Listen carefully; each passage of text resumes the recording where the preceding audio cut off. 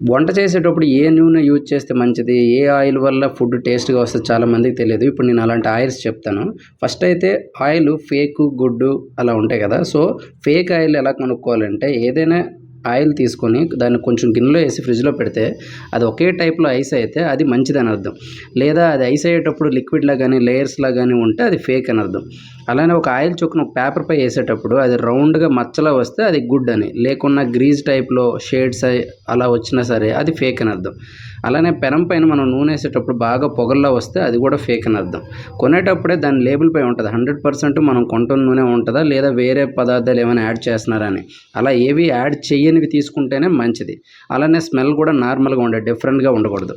ఇప్పుడైతే ఏ నూనెలు వాడితే బెస్టో చెప్తాను. మనం ఏదైనా ఫుడ్ ఐటెము హీట్ ఎక్కువగా ఉండేలా అంటే రోస్టింగ్ గానీ, ఫ్రైలు గానీ చేస్తే అవకాడో గానీ, రిఫైన్డ్ ఆలివ్ ఆయిల్ గానీ, రిఫైన్డ్ పీనట్ ఆయిల్ గానీ బెస్ట్.